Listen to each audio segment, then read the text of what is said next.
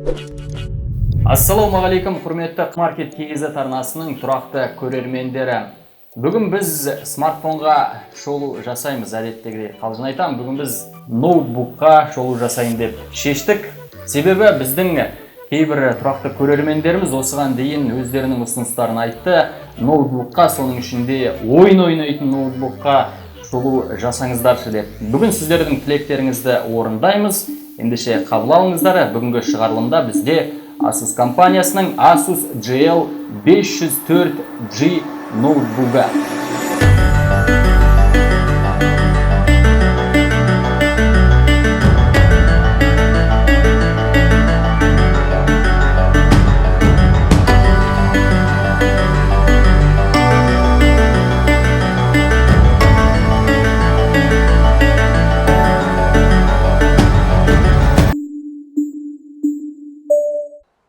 Достар, біз бүгін неге осы ойын ноутбугына шолу жасайын деп шештік деп ойлайсыздар. Себебі сіздер сұрадыңыздар, бір жағынан, екінші жағынан қазіргі нарықта ойын ноутбуктары өте көбейіп кеткен. Себебі тұтынушылар да көп. Соған байланысты қазіргі ноутбук шығаратын компаниялар міндетті түрде өзінің базаларында ойын ноутбуктарын шығарады. Ендеше қорауын ашып көрсетейін сіздерге. Ең біріншіден мынандай біздің қолымызға хат келіп түседі. Бұл хатта, яғни тұтынушыға, сатып алған тұтынушыға Asus компаниясы біздің командамызға Republic of Gamers деген командаға брендке қош келдің деген сияқты сондай бір хат жолдайды. Бұл жерде бір айта кетерлік жағдай, сайт бар, сол сайтқа сіз тіркеліп өзіңіздің ерекше жеке кодыңызды алсаңыз болады. Ол код арқылы бұл ноутбукқа бір денке болған жағдайда Asus компаниясының техникалық қызметкерлері үйіңізге келіп ноутбукты алып жөндеп береді өздері. Бізге ең бастысы қандай қызық жағдайлары бар, сол ғана қызықты ғой бізге. Мынандай Asus компаниясы сізге наклейка береді. Одан кейінгі жағдай, бұл жерде Asus компаниясы осындай бір аксессуар сыйлайды екен барлық өздерінің тұтынушыларына. Бұл енді не екенін мен білмедім. Негізі менің ойымша былай қарап тұрған кезде түрлі кілт ілгенге арналған ілгіштер сияқты. Достар, одан кейінгі жағдай, яғни ноутбукта, яғни қорабының ішінде мынандай ноутбукты қуаттайтын қуат құралы. Бұл жерде айта кететін жағдай, қазіргі техника, технология дамып жатыр. Оның ішінде ойын ноутбуктары да дамып жатыр. Ойын ноутбугі деген кезде көз алдыңа бұрын не елестейтін? 5 килограммдық мынандай ауыр ойын ноутбугі. Қазір мені қараңыздар, мына ноутбукта бизнес, офис ноутбугынан ешқандай айырмашылығы жоқ. Сол бойынша қуат құралы да қазір кішірейген. Бұрын ойын ноутбуктарының қуат құралы мынандай кірпіш сияқты болатын, қазір қарапайым ноутбуктың қуат құралымен бірдей деңгейде кішірейген екен. Сонымен қорабын жабайықта шетке ысырып қоя салайық. Енді ноутбуктың өзіне көшейік ағайындар. Достар, жалпы бұл ноутбук ойыншылардың арасында, геймерлердің арасында SCAR деп аталып жатады. Asus компаниясы SCAR деген винтовкадан алған деп жатады енді білетін адамдар. Сол арқылы, яғни бұл ноутбук негізінен шутерға арналған. Оны Asus компаниясының дизайнерлері шет қалдырмады, себебі ноутбуктың мына панелі тура жартысынан тек қана қара болса, мына жақ жартысы әскери дизайнда бейнеленген. Одан кейінгі жаңарған дүние, достар, дисплейі. Бұл ноутбуктың дисплейі 15,6 дюйм. Керемет дисплей. Қазіргі заманда тіпті смартфондар ғана емес, жиексіз болып жатқан ноутбуктардың өзі жиексіз болып жатыр. Қазір бұл тенденция ойын ноутбуктарына да келіп жетті. Бұл жиексіз экраннан, достар, біз ешқандай кемшілік көріп отырғанымыз жоқ, тек қана артықшылық болмаса. Бірақ кейбір адамдар айтуы мүмкін, төбесі кішірейгеннен кейін төбесінде камераны алып тастады деп. Asus компаниясы астына оң жағына орнатқан екен. Достар, біздің каналға тіркелген көрермендердің ішінде қанша геймер бар екен, пікірге жазыңыздар, біз оқиық. Сіздер қаншаусыздар, біз қаншаумыз деген сияқты мәселе ғой. Енді бұл жерде порттарына келейік. порттары болған кезде қазіргі заманауи ойынға арналған ноутбукта қандай керекті порттар бар, бұл ноутбукта сол порттардың барлығы бар. Енді ең қызығы бағасына келейік. Бағасы бұның $2000, теңгеге ауыстырсақ шамамен 700 мың теңгенің ар жақ бер жағы. Мәселе мынада, 700 мыңға ойынға арналған ноутбук сатып алуға тұрарлық па деген сұрақ қой. Менің ойымша тұрарлық, себебі қазіргі уақытта мықты смартфондардың өзі 500-600 мың теңге шамасында тұрады ғой. Оның қасында сіз керемет мықты ойынға арналған ноутбук сатып алатын болсаңыз, 700 мыңға кейін өзіңіз де өкінбейтін боласыз.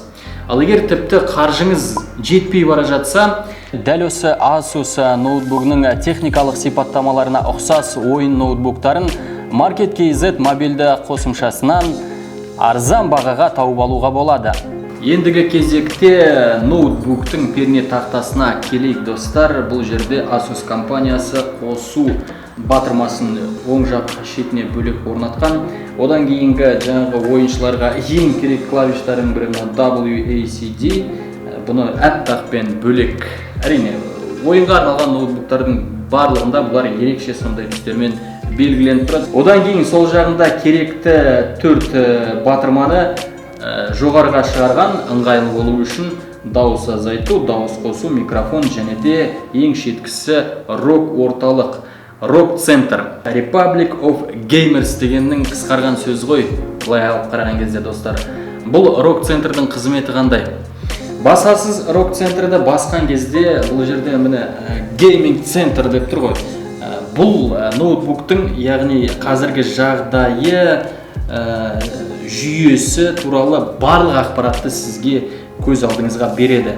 Бұл жерде сіз ноутбукқа түрлі баптаулар енгізуден бөлек, бұл ROG Center'дың орталығы ойынның ішіне кірмей, ойынның баптауларын осы ROG орталық арқылы жасап баптай аласыз.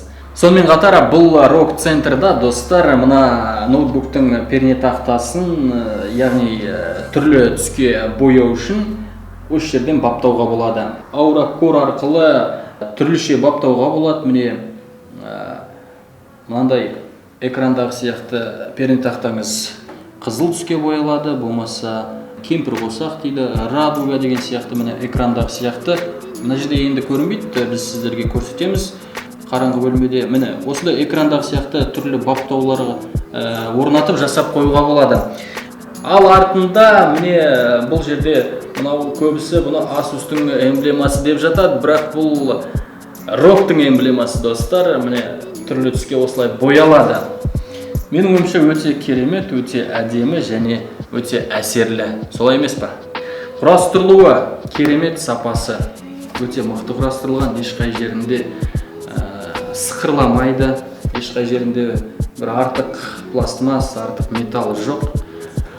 Мықты сапалы ойын ноутбугын шығару үшін өздеріңіз білетін шығарсыздар, құрметті көрермендер. Мықты суыту, салқындату жүйесі керек. Ол не үшін керек? Мықты ойындарды көтерген кезде ноутбук қызып кетеді. Ноутбукта салқын, бір қалыпты деңгейде ұстап тұру үшін бұл жерде екі айналдырғыш жүйесі жұмыс істейді. Екеуі керемет жұмыс атқарады. Егер ауыр ойындарды ойнасаңыздар, содан кейін міне мынандай тесіктерден ауаны үрлейді. Экранның техникалық сипаттамалары. Бұл жерде Full HD IPS. Керемет дисплей, көзіңіз ауырмайды, көп ойын ойнасаңыз да ауырмайды. Ең бір айта кетерлігі, ойынның бейне сапасын жақсарту үшін бұл жерде 144 Гц достар. 144 Гц-ті, яғни геймерлер егер бар болса, бізді көріп отырған өздері біледі, қандай сапада ойынның бейнесі шығатынын. Ең бір озық үлгідегі нұсқалардың бірі. Процессоры Intel компаниясының Intel Core i7. Ойынға арналған ноутбуктардың графикасы өте керемет, сапалы болу керек. Бұл ноутбукта графикаға жауапты видеокартасы Nvidia GeForce GTX 1070. Графикалық жады 8 гигабайт, орташа, бірақ ауыр деген ойындарды еркін көтере береді. Жедел жады бұл жерде 32 гигабайт, ал тұрақты жады 2-ге бөлінеді деп айтсақ болады, SSD және HDD. SSD-да бұл жерде біздегі нұсқада 256 гигабайт, оның 128 және 512 гигабайт нұсқалары да бар. Сонымен қатар тағы бір тұрақты жады, ол HDD 1 терабайтқа дейін. 1 терабайт көп пе аз ба, ол әр ойыншының өзінің ойын ойнайтын белсенділігіне байланысты. Көптеген қазіргі уақытта мықты ойындар 60-70 гигабайтқа дейін тартады. Сондықтан өзіңіз шешесіз, сізге 1 терабайт көп па аз ба деген сияқты мәселе. Қуатына келейік енді. Әрине, ойын ойнаған кезде ойыншылар, геймерлер ноутбукты тоққа сұғып қана ойнай алады. Себебі тоққа сұқпай ойын ойнаса, қуат көзі бұның батареясы тез отырып қалады. Ал енді қарапайым текст жазғанға, болмаса басқа да сұрақ-түйек қызметтерді атқарғанға дәл мына ноутбук 6 сағатқа сізге шыдап бере алады. Ал ішіндегі тағы бір сұрақ-түйек фото, видео деген сияқты бейнелерді ашып, қарап, солармен жұмыс істейтін болсаңыз 2,5 сағатқа шыдап бере алады. Құрметті Market.kz арнасының көрермендері, осымен бүгінгі шолуымыз аяқталды. Арнаға тіркеліңіздер, лайк басыңыздар және де пікір білдіріңіздер. Бүгінгі шолу сіздерге ұнады ма, соны жазыңыздар. Және алдағы уақытта қандай смартфондарға, қандай ноутбуктарға шолу көргілеріңіз келеді, соны да жаза кетіңіздер. Біз міндетті түрде оқитын боламыз. Келесіде кездескенше.